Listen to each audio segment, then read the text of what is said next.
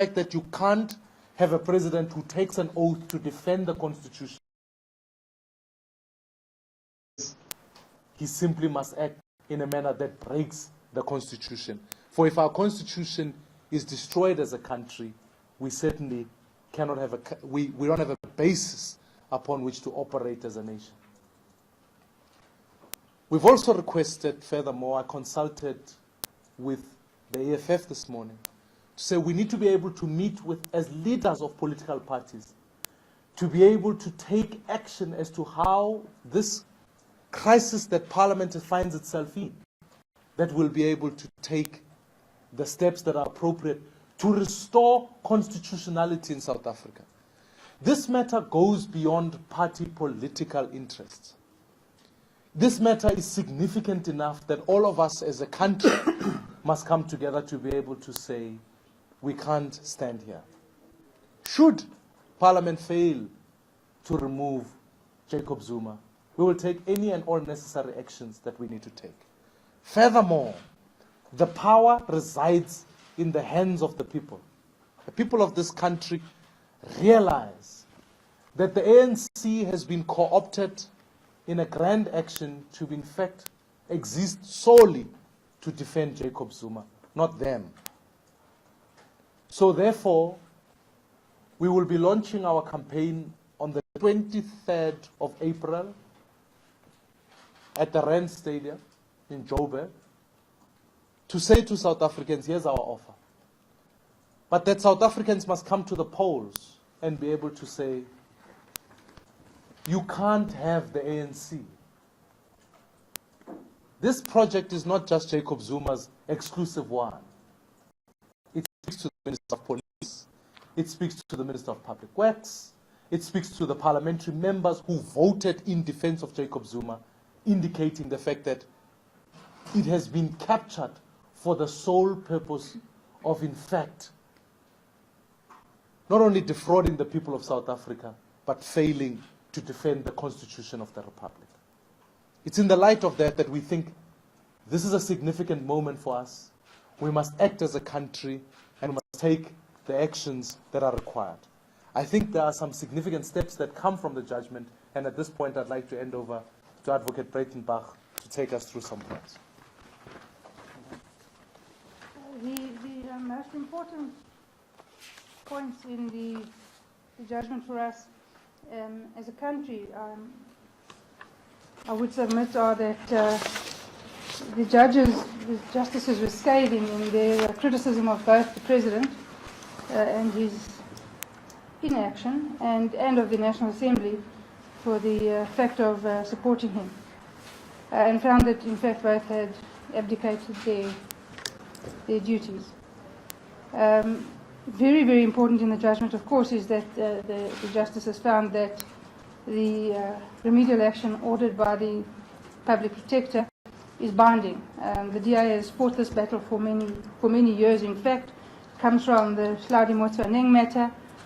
It's taken a lot of time, a lot of court time, a lot of money to get to the point where we now have certainty about the powers of the Public Protector. The ANC having argued repeatedly that they were mere recommendations. I'm sure all of you remember Matoli Motshekga standing in Parliament and lambasting the Democratic Alliance for their inability to see that they were mere recommendations.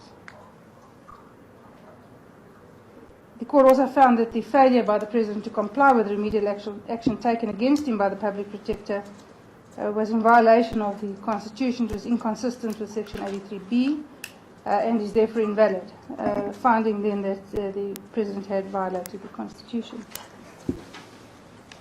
The National Treasury should determine the reasonable percentage of the costs, and importantly, the court has said that these ought to be paid personally by the President, which means that he's not going to be wasting any more of your and my money paying this. The court again, in point 8 of their order, emphasised that the President must personally pay the amount determined. So no more taxpayers' money going down the tubes there. And then the resolution that was passed by the National Assembly absolving the President was found to be inconsistent with various sections of the Constitution. It was declared invalid and set aside. This is very, very important with a view to the impeachment proceedings, because the court was scathing, made it clear that the National Assembly had abdicated its duties, had not applied its mind, and had come to a conclusion that amounted to replacing the remedial action ordered by the Public Protector, and in so doing had violated the Constitution. So the National Assembly members who supported that report, despite the minority report by the opposition parties that is totally vindicated in this judgment, despite all those warnings, those members who voted against the minority report and in support of the President must know that with the impeachment motion, the Constitutional Court has warned them to apply their minds and to act in accordance with the Constitution. It's not simply a matter of voting on the party line. They actually have to apply their minds and comply with the Constitution, which makes it a different ballgame for them right now. So in my view, those are the most important issues raised in the judgment. And then also the Constitutional Court found that the President failed dismally in his duty to protect the Public Protector. The Office of the Public Protector is a Chapter 9 institution. It is an institution in support of our Constitution, and the President has a constitutional duty to support and protect the Public Protector. And the Court found that he had failed dismally and treated her and her office with thinly veiled contempt, and was scathing in that. So I think the position of the Public Protector's Office is now entrenched and has the type of support and protection that it so desperately has needed. Thank you. Thank you very much, Musi, and good morning to all of you.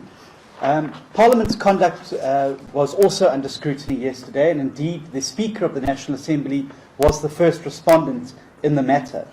The National Assembly, due to the conduct of the African National Congress, members of Parliament, ably abetted by some of the smaller parties, flouted its obligations by adopting the resolutions based on the police minister's findings, born of fatal errors in law, which essentially sought to exonerate the President from all liability.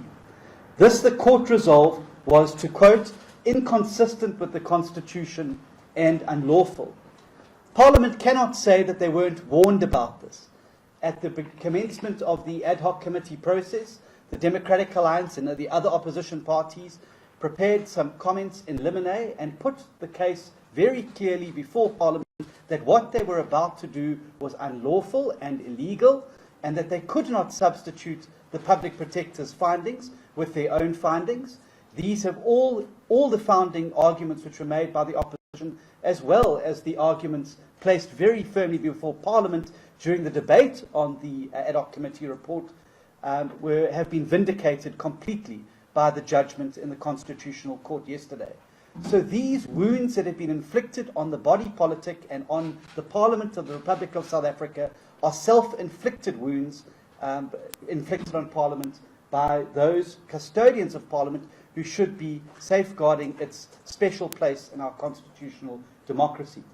To this end, the Democratic Alliance contends that the Speaker of the National Assembly, Baleka Mbete, was derelict in her custodial duty to uphold the Constitution and protect and defend Parliament's constitutional obligations. This is not new, and time again, whenever there has been a requirement for this to be tested, the Speaker has allowed her position as the national chairperson of the African National Congress and her proximity to President Zuma and her political ambitions to compromise the unbiased execution of her constitutional mandate in Parliament. It is ironic that the very person who should, after reading this judgment, be taking a good hard look at herself and her stewardship of the institution and looking how she can restore some of the integrity, is actually locked away in a huddle with the other members of the top six, not looking how they can protect Parliament, but looking how they can instead protect President Zuma. Sadly, this has typified Ms. Mbete's conduct as the Speaker of the National Assembly. The Democratic Alliance believes that as the custodian of Parliament, Ms. Mbete must be held accountable for her complicity in this miscarriage of justice, and we would urge her today to stand aside and resign in order to allow Parliament to restore some credibility and dignity. Should she not do so, we will be left with no option but to consider tabling a further motion of no confidence in her. It cannot be that the very Parliament that should constitute the first line of constitutional defence of the Constitution has been allowed to undermine it without an appropriate sanction. Baleka Mbete and her fellow presiding officers cannot simply walk away from this judgment yesterday. Her removal as the Speaker of the National Assembly would hopefully help to restore the institution's now tattered reputation, and we call on all members of the Assembly to join us in compelling the Speaker of the National Assembly to stand aside.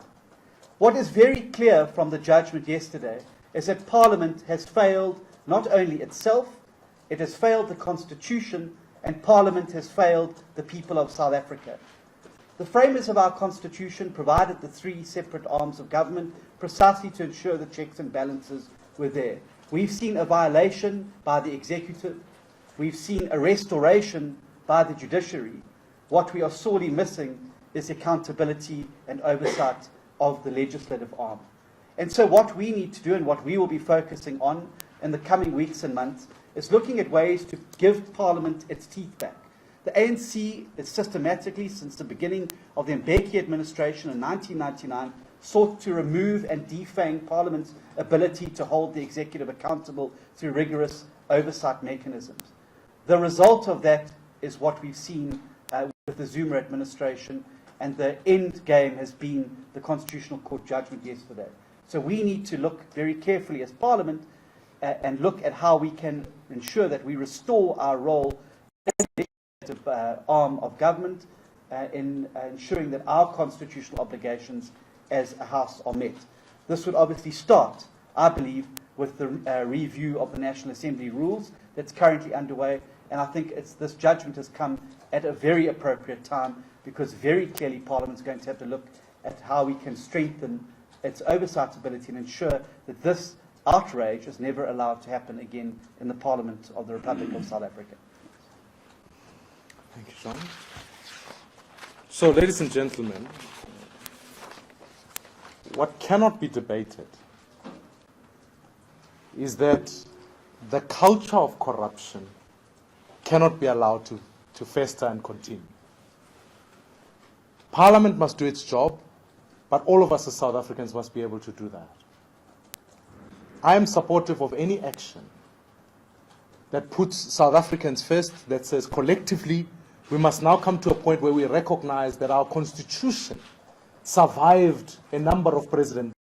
Now it's been violated by this current one, who has managed to capture Parliament for his own purpose. And it's not the first time it's happening over and over again. Therefore, can we allow it to continue? Many people have said to me, is it up to the ANC? I say it's up to the people of this country. We will take all the actions we need to take in Parliament, but now the people of this country, we need to come together and be able to vote for change. And so, because that's an instrument that democracy empowers you with. And I think it's unanimous across the board, from the clergy to South Africans to us, that it's time for Jacob Zuma to go. And therefore, as I've said to you before, that on the 23rd of April, we will then be launching our manifesto. And we believe here we'll set out a vision for how, in fact, we can speak about creating jobs for South Africans, eliminating corruption, and making sure we build a nation for all South Africans. Because this challenge says we can't all just be captured about one matter. South Africans must also be able to get a vision for their future and where we want to take this country going forward.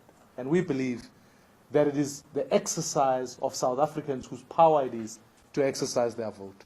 And these local government elections are going to be absolutely crucial for that purpose, so that ultimately we end this ongoing scourge of corruption, of capture by Jacob Zuma and the ANC Parliamentary Caucus, who seem beset on simply arriving in Parliament to defend Jacob Zuma as opposed to defending the people of this country. And with those remarks, ladies and gentlemen, I'd like to take some.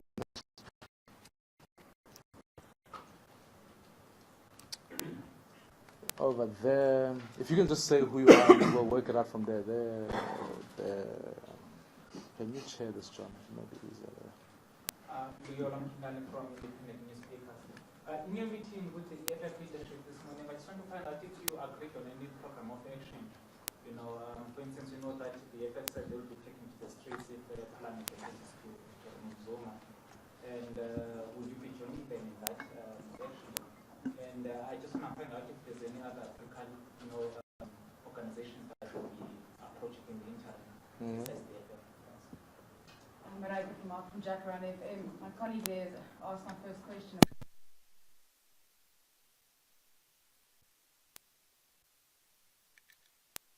Will do. What does that mean? I mean, I think it was you this morning, I think on 702, that said, or yesterday, that said that if the National Assembly doesn't vote in favour of impeaching the President, you will take this matter again to the Constitutional Court. Will you just elaborate on that and how that would work? I mean, what steps factually are you going to take? Okay. Can we take another question? Masa Tigana from Eyewitness News. I just also wanted to find out regarding the people that you said are also complicit in this, Balekambete and the ministers involved. What actions are you taking against them? And in terms of the local upcoming government elections, you're calling on South Africans to vote for change. But isn't it ultimately up to the ANC's NEC to decide whether they remove Zuma or not? Let me answer the first question. Firstly, I did not meet. We just had a consultation. We spoke because it's a legal matter. And our view simply says here that we want to call all leaders of political parties. So the consultation will go beyond just the AFF. It will go with every leader of political party because we need to be able to meet. And I've asked for it to be set up hopefully in the next week when Parliament reconvenes so that we can discuss a way forward. We must be able to say, here's South Africa in a deep crisis. How do we go from there? And I think we are all agreed that this matter is beyond party political separation. It has to do with all of us. I think that we are agreed on. So that, I think, is where that matter is coming from. And I wanted to just highlight that. I mean, without doubt, this matter is about the crucial question here is whether or not Zuma must be removed. And I think, without fail, you can't have somebody in Parliament who cannot defend your constitution. That's the fundamental issue here. You can't. And so Zuma has consistently failed in this regard. You asked me the question. There are two processes. One is the National Assembly is compelled to consider the matter. And we are saying to Balekambete, you have no choice. You have to consider it. That you can't just simply say to people, here's a directive from Lituli House, come vote en masse and then take it forward. Your second follow-up question is about what steps. Look, beyond the vote and that issue, here is a question that we've got, and I think it's a legal question that we need to be able to have tested, is that can people who are obliged, who take an oath to protect the Constitution, then vote for someone who breaks the Constitution? It can't operate in that manner. It undermines our ability to be able to consider matters carefully. And I think the Constitutional Court gives directive towards saying to Parliament, you need to be able to consider these matters deeply and seriously. Otherwise, Parliament can just become a rubber stamp of Lituli House where people can arrive there to vote for things, even if those things are illegal or irrational, as the Minister of Police's report has been proven to do so. That's why we had to take that resolution by the Minister of Police back to the ConCourt to say this thing is unconstitutional and irrational. So Parliament can't take another resolution that simply is irrational and unconstitutional. We can't sit back and lie down while people arrive in Parliament simply for the sole purpose of just defending Jacob Zuma instead of in fact defending their oath as members of Parliament, which is the Constitution first and foremost. So when I talk about actions, I've got to allow for Parliament to consider this matter, and then I'll be able to take the additional steps subsequent to that. But we believe it's a crucial time that must go beyond any sober thinking individual, must be able to recognize that you can't just simply keep coming to Parliament to break the law. The third question was from Masi. I think you asked me the question about Masaki. Masa, about Baleka Mbete. Sorry, can you rephrase that for me again? Sorry.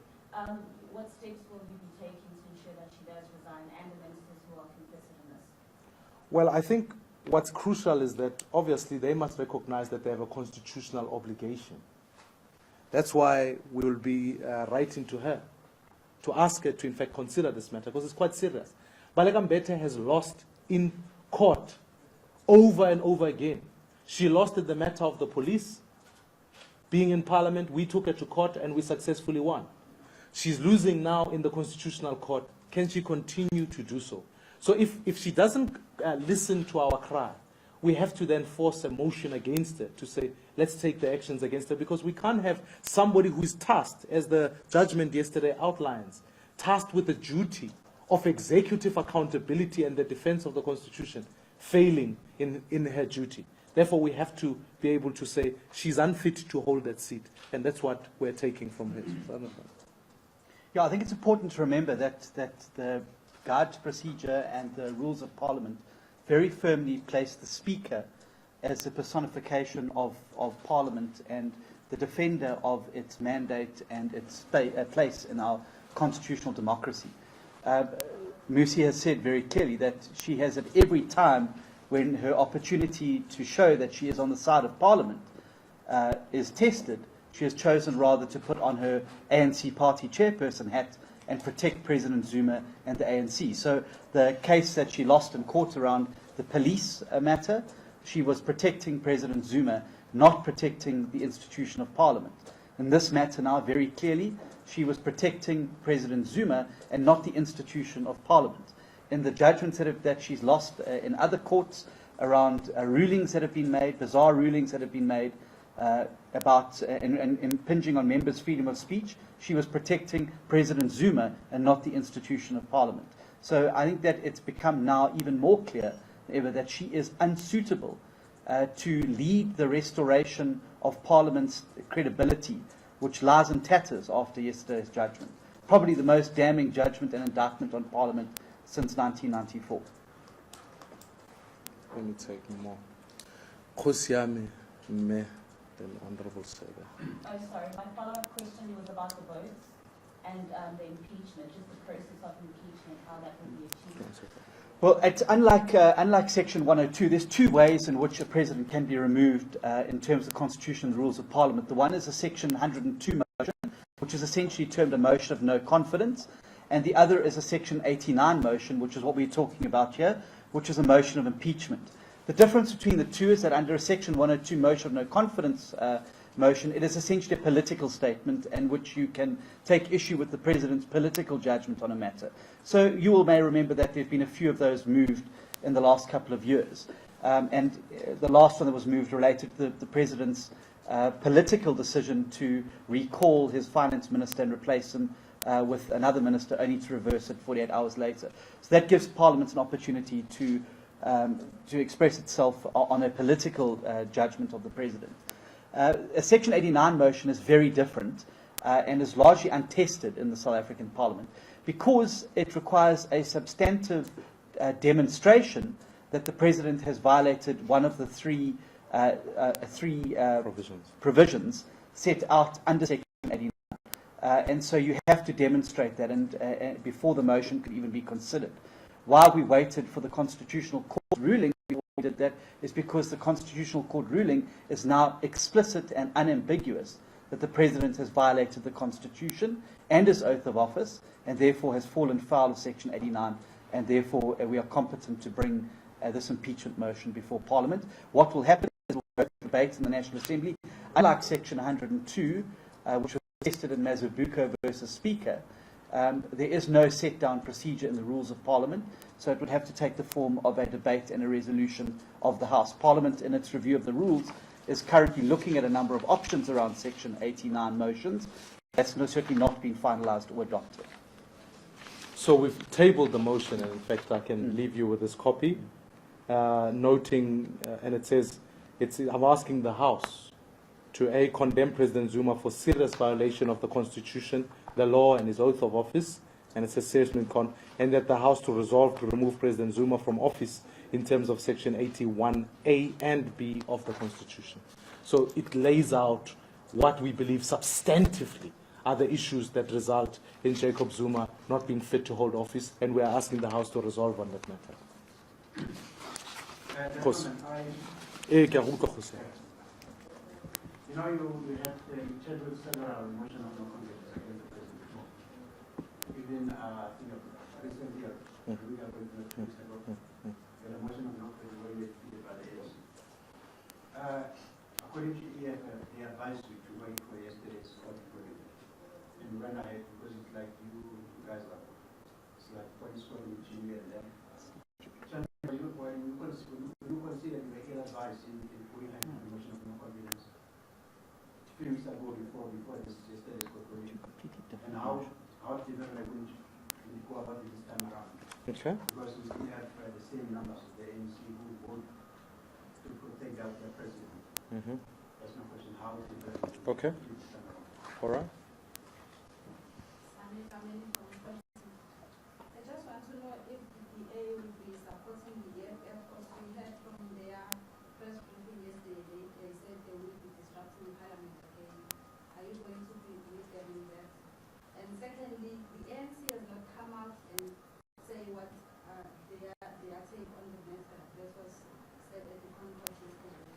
What is the DA saying about that? The fact that we've not heard anything solid from the ruling party? Okay. Chief? I think my question is very much similar to his.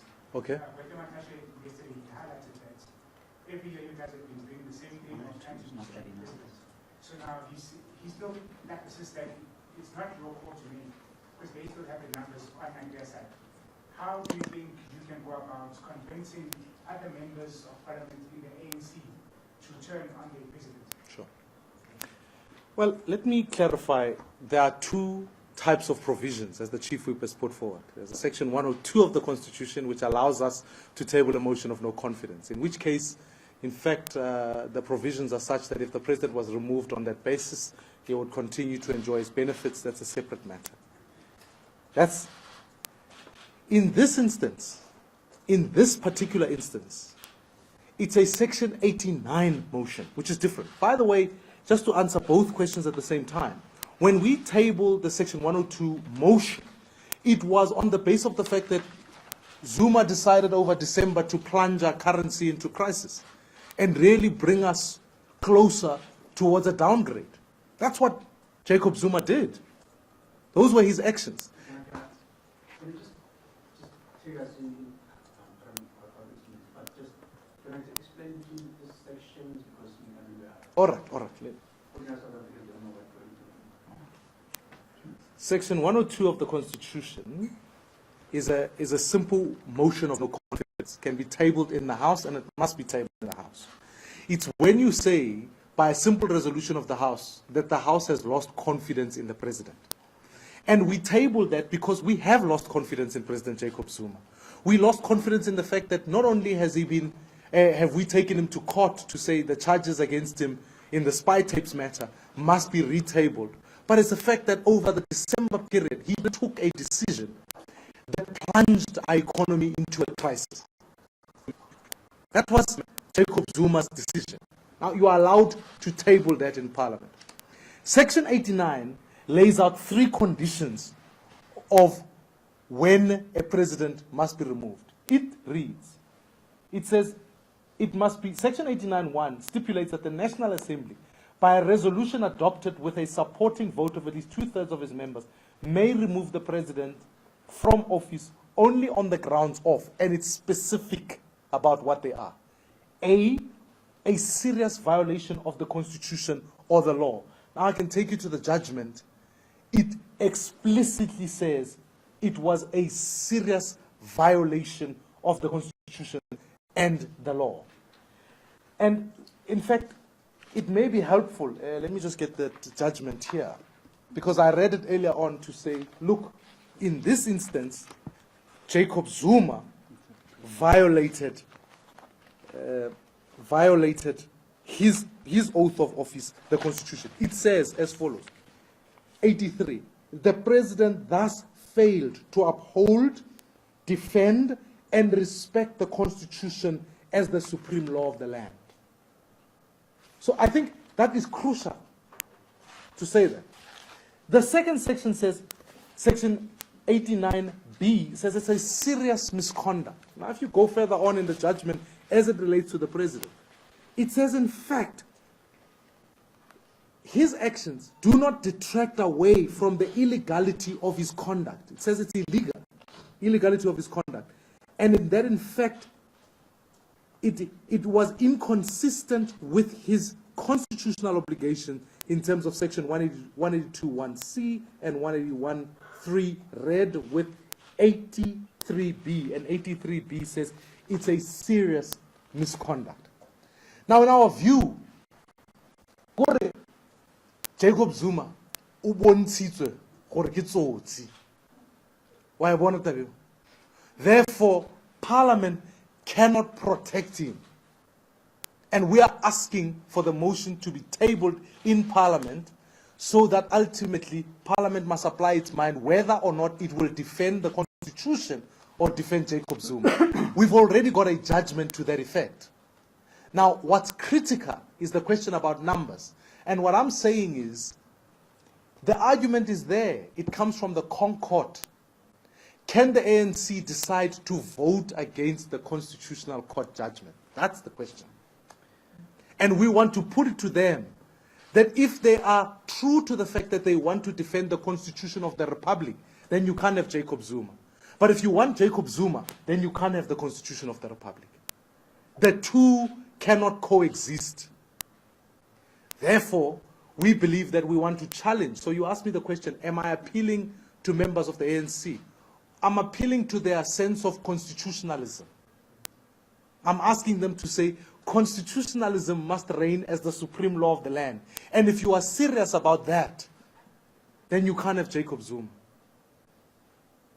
But if you are not, then go ahead and defend Jacob Zuma. Marietaba is not finished there.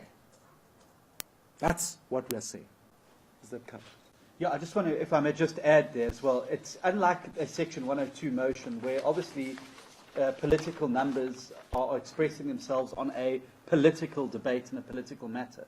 This is not a political matter anymore. This is a constitutional matter. And so members of Parliament themselves, if you look under Schedule 2, the oath and affirmation that they take when they're sworn in as members of Parliament, is that they will obey, respect, and uphold the Constitution. If a member of Parliament, therefore, votes against the findings of a judgment of the Constitutional Court, I think those members of Parliament, whether they are African National Congress members of Parliament or any other member of Parliament, run the risk of being found guilty of breach of their own oath of office that they took when they were sworn in as members of the National Assembly. So I think they're going to have to be a lot more circumspect about how they would vote, because it could well put the entire ANC caucus in a very interesting position going forward. The second question was about whether we want to disrupt Parliament. I've never went to Parliament to disrupt it. It's not the objective. South Africans want a working Parliament. That's why I'm asking that we convene urgently with leaders to say, how do we resolve and make sure we uphold the integrity of Parliament? Because we all want a constitutional democracy. That's what we agreed to. And we want a Parliament that functions to hold the executive to account. So we want a working Parliament, because South Africa works when Parliament works. But if Parliament doesn't work and keep breaking the laws, and in fact not defending the Constitution, then we have a challenge on our hands. That's why I want to fight, and I will continue to fight, that Parliament works. So I'm not going to Parliament to disrupt it. I want a working Parliament, and I want a Parliament that's consistent with the rules.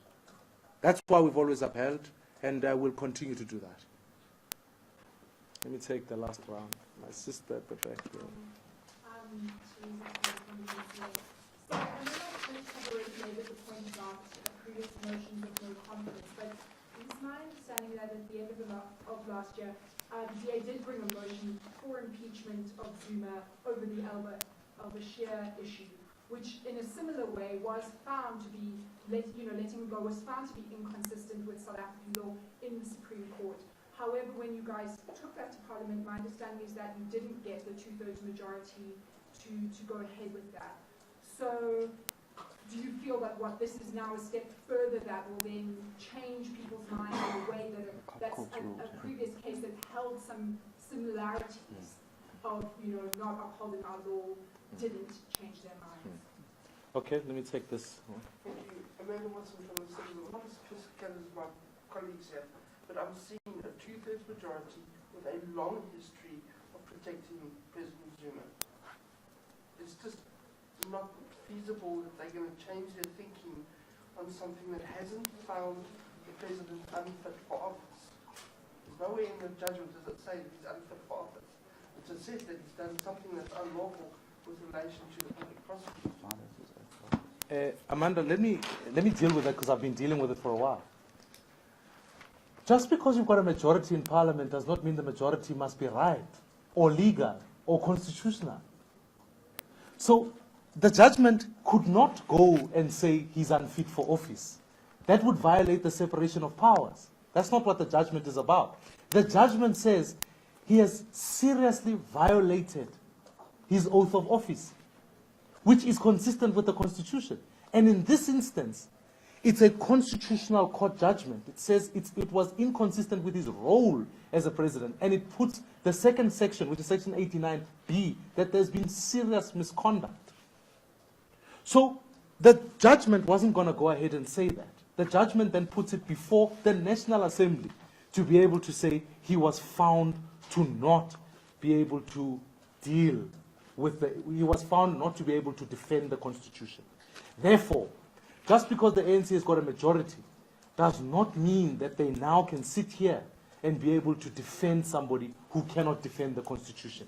If the ANC wants to do that, then South Africans must be clear that the ANC is no longer interested in the Constitution. It is rather interested in Jacob Zuma. That's a crucial aspect for all of us to grasp here, is that the choice is quite binary. It's the Constitution or Jacob Zuma. It cannot be both, is the point. I think, yes, you can recall that the question was put to us about the judgment on Bashir. When the ANC voted against that, they argued the case that the matter had gone for appeal. They then subsequently appealed the matter at the Supreme Court of Appeal and lost again. This particular matter is unique in the sense that there's a constitutional court judgment which the president cannot appeal. Therefore, we are appealing to the ANC to say, let us fight the battle to defend our Constitution. That's the fundamentals here.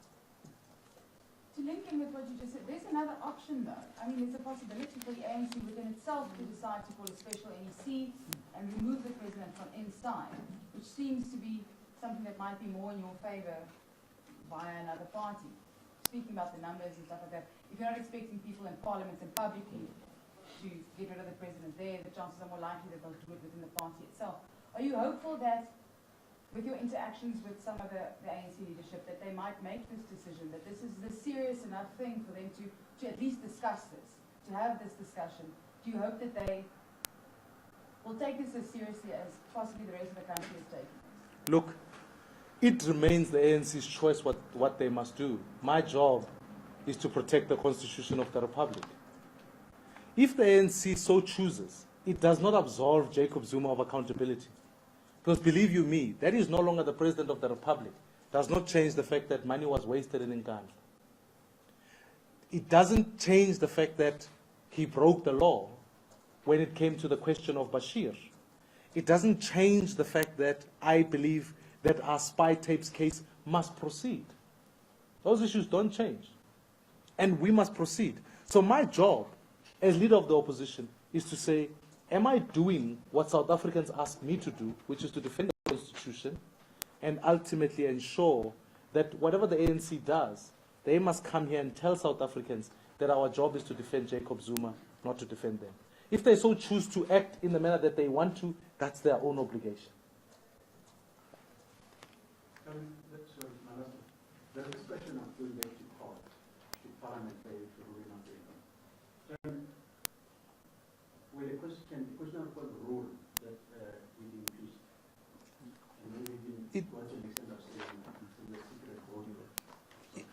It, And what the EFF also said that they will call for mass demonstrations, similar to the recent protests you've seen in Brazil. Would you agree with that kind of action? I think the biggest mass protest that we can put together is the vote.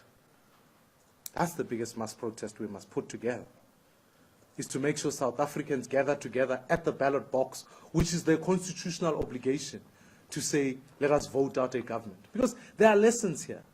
If you learn what happens even in Egypt, you can't create a situation where you have a revolving door, where, and I think mass action is crucial in conscientizing people, but the ultimate democratic tool that South Africans have is the ballot box. That's the mass demonstration that people must have. And so I think those actions must culminate in the fact that we must go out of the way to ensure that South Africans vote out the ANC government, because it's quite clear that the ANC is no longer interested in them. It's interested in Jacob Zuma. Your question about whether the ConCourt can, no, it can't rule for that. It can only hold the National Assembly to account on whether it's applied itself properly and that it ultimately considered the matter and without doubt is consistent with the Constitution. That's the question. That's what the ConCourt rules on. And so I'm challenging members of the ANC to say, if you were serious about your oath of office, which is the defense of the Constitution, you can't have the Constitution and Jacob Zuma. And I think members of Parliament must be reminded at this time that their sole obligation is to uphold the Constitution. That's what we take an oath for. We take last question and then we go. Mr. Maimane, you said now that it's almost irrelevant to you what the ANC will do because there's still stuff that needs to happen. He needs to be held to account for share, he needs to be held to account for a long range of things. Judith Malema said yesterday at the evening presser, well, he must go to jail, regardless. If you go and review everything that has happened, do you reiterate this feeling that the president should go to jail? I think anyone who breaks the law must be accountable. But in this instance, it's not for me to determine the sanction. I'm not a court. All I'm simply saying is that in the spy tapes matter, the simple question that we are putting forward is that the charges must be reinstated so that Jacob Zuma must have what he's always wanted, his day in court.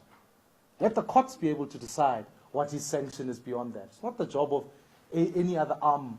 It's for the courts to be able to determine that. But what I'm saying is that we are not going to let up on the matters that we've got, because ultimately if we do that, then we'll be saying to South Africa, depending on where you are politically connected, you can escape justice. That can't be so. We must be able to say, if anybody commits what we would deem a crime, they must then be able to appear before a competent court and let that court hear that matter. That's the whole nub of the spy tapes case. And in this particular instance, whether he was president or not, the criminal process must proceed. Remember, I even laid the charges against Zuma for this Nkandla matter. So that matter must continue. Thank you so much, ladies and gentlemen, for being here, and I appreciate your time. You did a great job. Thank you for being here. Thank you, Glennis. Helpful. Did you see? Hold on, darling. I saw you. Did you see we made a